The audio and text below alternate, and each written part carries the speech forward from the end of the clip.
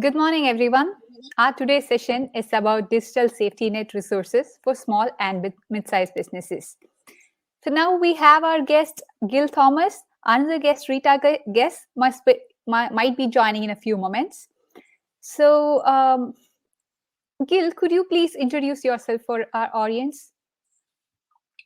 Yes, certainly, and very pleased to be here. I'm Gill Thomas. I'm the Director of Engagement for the Capacity and Resilience Programme here at the Global Cyber Alliance. So a little bit on the Global Cyber Alliance, if we've got time. We're a non-profit organisation. Global, we're headquartered in New York, London and Brussels, and we were formed in 2015 by the City of London Police, the Manhattan District Attorney's Office and the Centre for Internet Security, and it's addressing systemic cyber risk and providing free tools and resources to help protect the internet.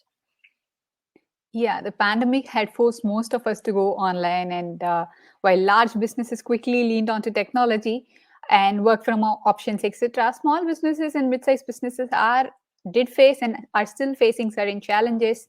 They have certain budgetary issues, and a very steep learning curve, etc. So parallelly, there are other organizations like Global Cyber Alliance, ourselves, Cybertrust America, and many other organizations who are trying to somehow help them, give them tools, etc. I think there might be several tools and programs in Global Cyber Alliance that help and typically target the SMBs. So could you shed some light on those programs, tools, or frameworks? Yes, certainly. So one of our particular programs that we run is known as the Capacity and Resilience program, and within that we have a series of toolkits that we provide, and they're really targeted and provided for sort of more vulnerable communities. We see small and medium businesses and micro businesses as vulnerable communities, because in many cases they don't have, as you say, they don't have the finances to use cybersecurity. They wouldn't necessarily have the IT expertise to know where to start, and they don't typically have the time to do that anyway, because there's a lot of focus on actually sort of building up that business or focusing on the key objectives of what that business is. So we've got in particular a GCA cybersecurity toolkit that works small businesses through some key cyber hygiene techniques with free tools, with free resources, policy documents, videos, scans, instructions that will actually get those small businesses to be far more cyber secure. And in mapping our toolkit to some of the globally recognised standards that are provided by the likes of Centre for Internet Security, NIST, the NCSC in the UK, and also the Australian mitigation strategies, we've sort of targeted and we've highlighted those key top vulnerabilities that if they're fixed and solved, then potentially that actually reduces that small business's risk from being affected by a cyber attack by up to 85%. And it's recognised that this cyber hygiene, and we forever go on about passwords, patching, blah blah blah, but they are really, really important, and research has shown that they are some of the key areas that those cyber criminals actually gain initial access to those systems. True. Today, cybersecurity is not a IT problem alone. Businesses are very serious about it, and even governments are taking several steps to ensure good national cybersecurity posture through regulations, etc. So, with this stage, what would be your advice to small and mid-sized businesses on how they need to perceive cybersecurity and how they need to stay vigilant and protect themselves?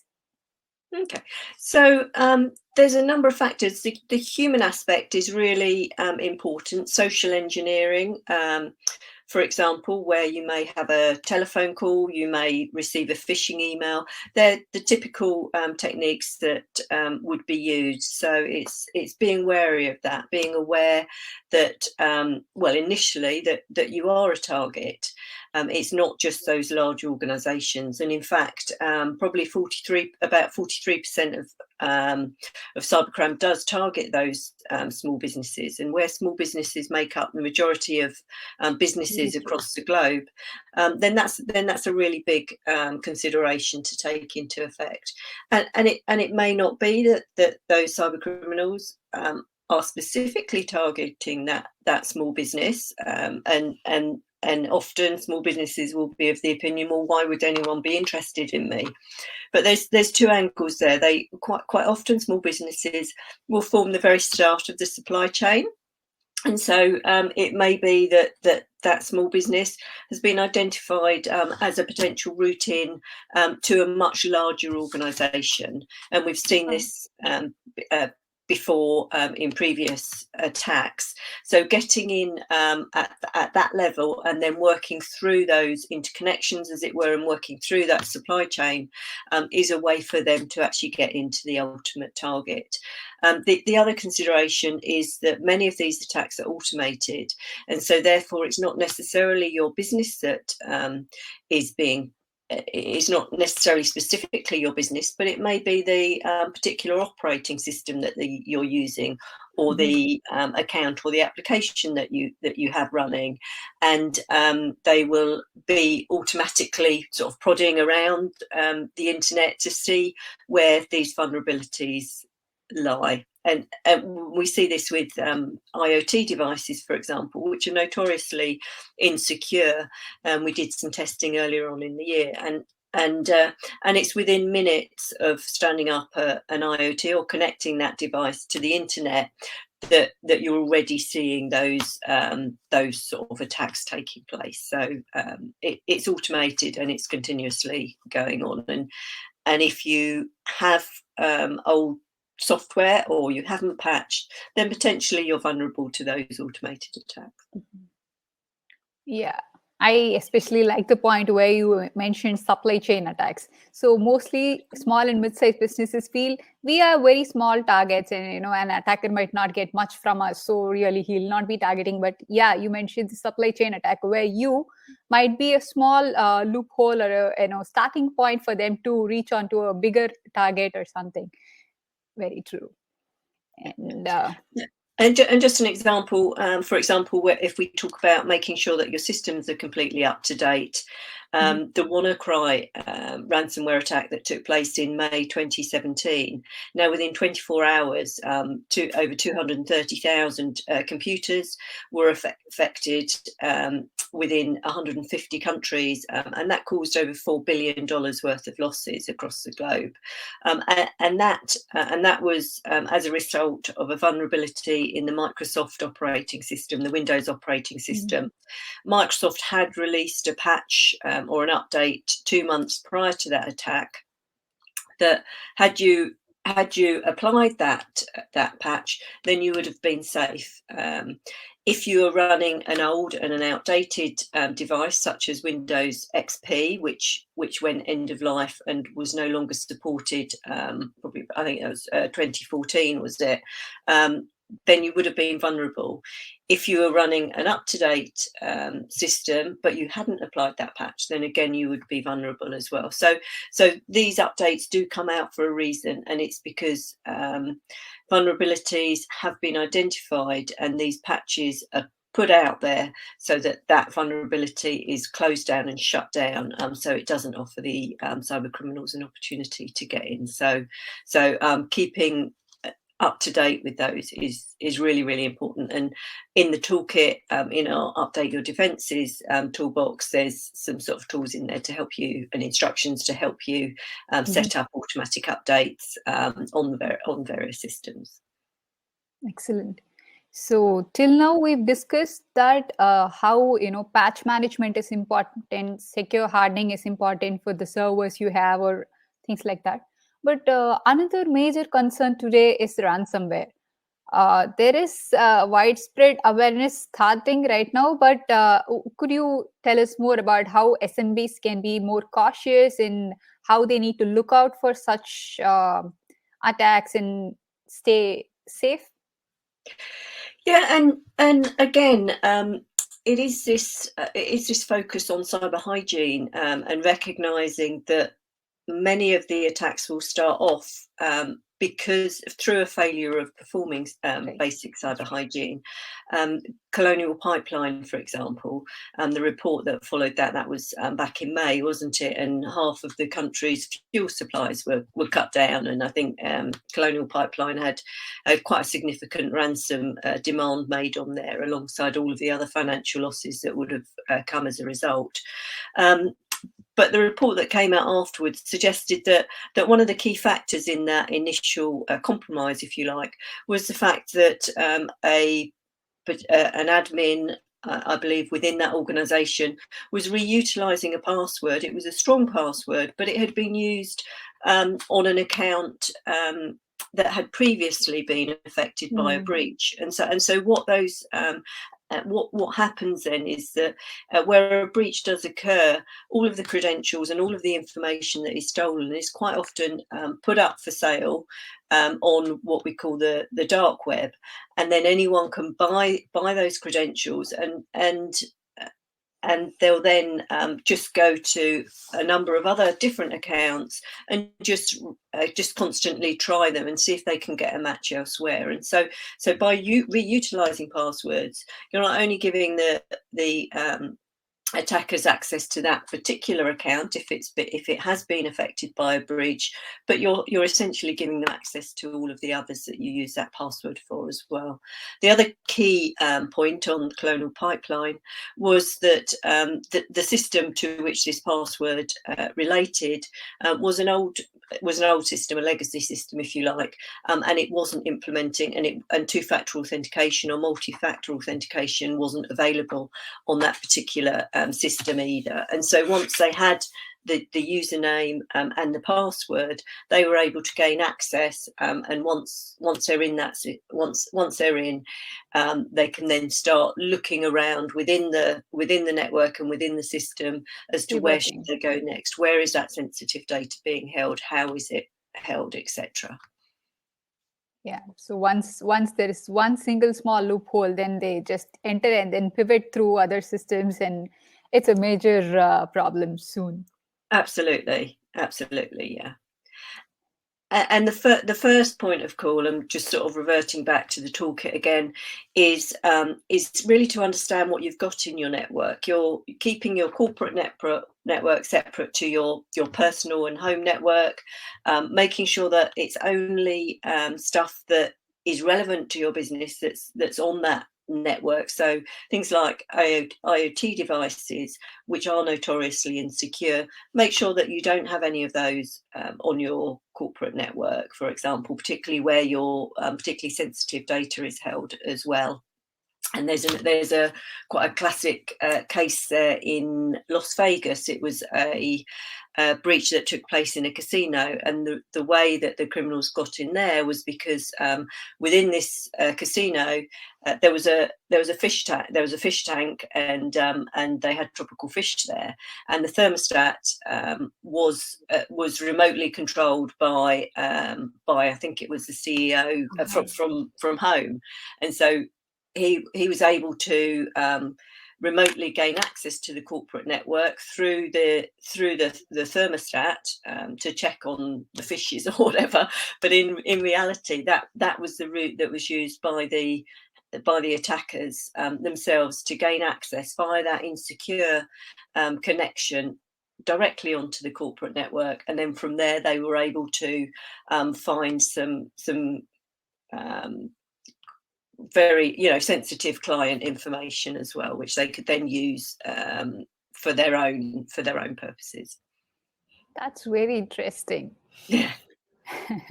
So for the audience mainly, if you have any other queries or questions, please do post on our chat box. We'll take it up.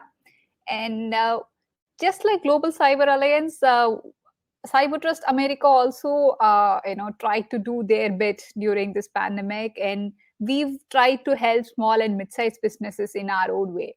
So if you are a SMB, if you want to increase your digital footprint, or if you want to increase marketing tools, use those marketing tools to your advantage, we offer such services. We also offer cyber risk assessments, regulatory and compliance assessments, and pen testing, etc., for a very nominal fee, or at times, based on your business, it's free at times. So if you are interested in such services or programs, please do visit our website. And also, how is Global Cyber Alliance getting its keeping this program moving?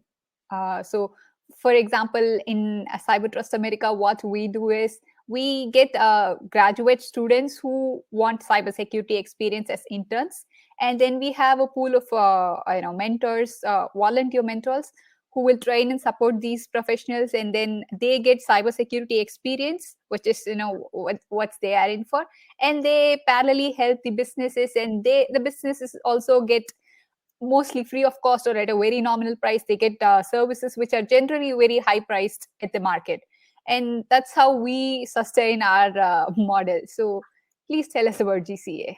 Yeah, certainly. So all of the tools that are available through the GCA Cybersecurity Toolkit for small business, they're all free, and everything we do for the end user is free.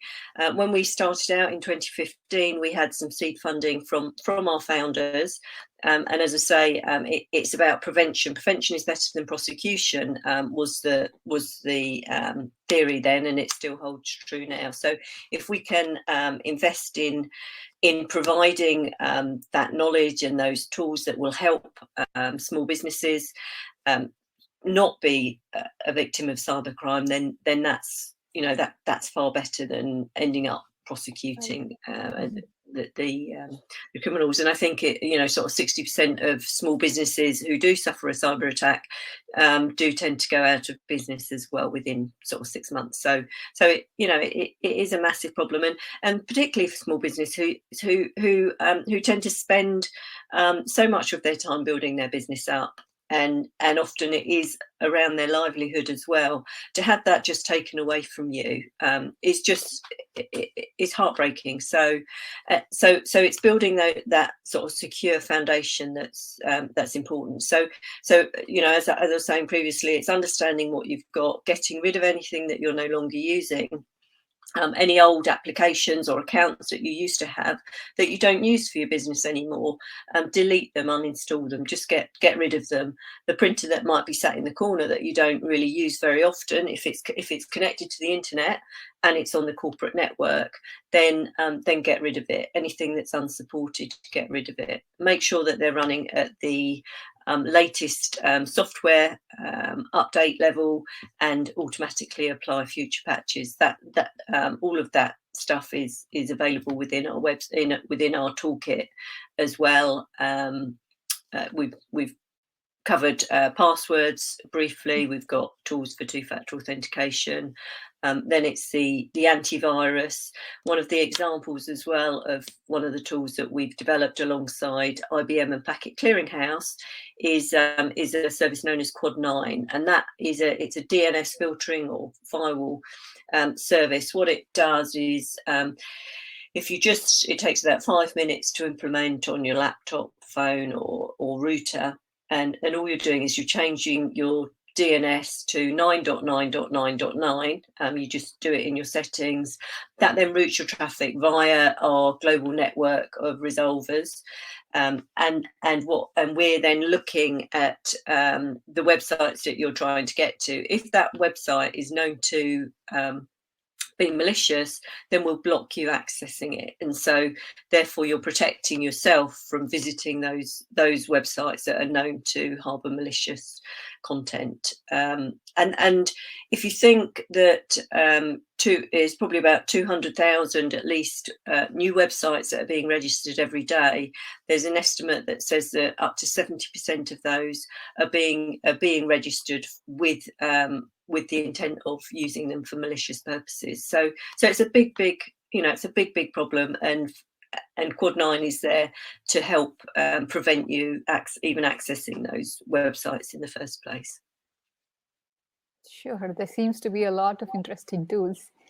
Yes, and For our audience, just as promised before, I'm sharing a list of other organizations, resources, and more for you.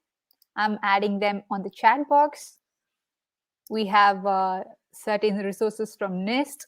There's a framework for CISA. There's Cyber Essential Toolkit. And then we have National Cybersecurity Alliance, which has several tips on cyber hygiene, etc. And then, just as we discussed now, we have Cybertrust America and Global Cyber Alliance tools and programs in place as well. And in Cybertrust America, as I mentioned, if you are a student or a professional who wants to volunteer and want to have learning opportunities, please do visit our booth. And just like Cybertrust America, if I am a cyber enthusiast, how do I get involved with GCA if I want to contribute? Okay, yeah. So we tend to. There's different ways that we operate. We can work with organisations who help distribute the toolkit. So they may well put a link. It's an online resource, and they'll put a link to that on their website, so that can then anyone can gain access to it. We also work with a number of banks as well, so we provide webinars for their small businesses, an introduction to the toolkit and cyber hygiene advice there as well. We also work, for example, we've got a project ongoing at the moment in Indonesia, working with Mercy Corps and on the Micro Mentor platform to help small businesses across Indonesia to become cyber secure as well. So we work either with partners or directly, people accessing our website. We've got a community forum that people can access if they have any questions as well. But the idea of working alongside people to work with small businesses. So, for example, your volunteer program, we can provide additional support and training to those individuals who can then utilise the toolkit out within their local communities to support the implementation for small businesses in their area. So sort of working alongside Cybertrust America, we've got the sort of the tools, you've got the individuals, and between us we can sort of work to provide sort of workshop type facilities or webinars, whatever's required. That's great. So if you are a SMB listening to this, please do check out the various resources provided. And if you are in need of services, check our website and contact us. We'll make sure, we'll quickly get back to you. And I'm sure there might be a few students out there, cybersecurity students out there listening to this conversation. So what would be your career advice or guidance for them? Cybersecurity is a really, really interesting area to get into. It's careers. We're desperately short of cybersecurity people, and you don't necessarily need to have taken a cybersecurity degree. There's so many different areas to get involved with. It's a multidiscipline team approach as well. So regardless of what your background is, there would always be an opportunity to learn and develop and to be a part of the industry. In the UK and also across the US, the organisation, the Atlantic Council, actually operate an amazing competition. Certainly, it is here in the UK, Cyber 912, and that's working with universities to simulate an actual cyber attack, and they are really, really realistic. And it's the idea of bringing teams of students together that will look at what's going on and essentially provide briefing to government, industry about what's going on, and making sort of suggestions and recommendations as to how to go forward. It's a great opportunity for all students, and those that tend to do well are those that that have individuals that aren't necessarily taking cybersecurity, that they've got a mix of people, and it's that diversity, it's that mix of people that actually makes it so interesting and looks at different things from different points of view, really. So that would be certainly one area, if you are studying at a university at the moment, to check out Cyber 912 and find out a little bit more about that. Let me quickly check if there are any questions. Okay. Okay, then probably I think we can wrap up our session a little bit earlier than planned. So before wrapping up, could you please give us your closing remark for SMEs? Okay. Cybersecurity is important. It does apply to you. It doesn't need to be complex. It should be straightforward. It's getting into that habit, getting into that routine, that you just take it, and it may take a few more minutes or a little bit longer to implement some of the advice, but it's so important. And you know, with passwords, people have been going on about passwords for years, that they have been, the need to make them longer and stronger is increasing, because in many cases technology is advancing, the cost of laptops are coming down, the automated programs that are available and that run, and the lists that show the top 100 passwords that are that are used. It just makes it, you know, don't make it easier. Think about the physical world. You wouldn't leave your front door open, or you wouldn't go out and leave your windows open, and apply that methodology and thought process that is drummed into you in the physical world, and apply exactly the same in the online world, and just think about it maybe in that way, and just make yourselves more secure. And obviously the toolkit, and there's a learning portal there. There's 7 mini courses that take, I think, about 15 minutes each.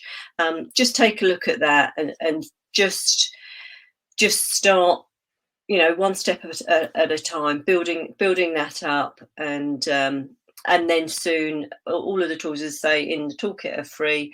They're basic, but they're effective tools as well. And then once you've got your head around there, maybe start looking at where else could you go. But it's that starting point that's really important. That's a great analogy to the physical world. So cybersecurity is here to stay, and as you said, you know, more technological advancements we might have equal amount of security issues as well, and we need to be aware, keep vigilant, and, you know, stay updated, so that, you know, we protect our businesses, our families, even because, you know, today IoT devices are in our homes. So even if at a personal level we need to stay secure, we need to ensure our data online is safe, our personal things we use at home are safe, etc. So yeah, thank you so much, Gill, for you know, spending your time and sharing your valuable insights with us. It's been a pleasure talking to you, and yeah, thank you. I'm sure our audience would have thank you. So our audience would have definitely benefited from the list of you know, informations we've shared. Thank you everyone for joining us. Bye-bye. Thank you.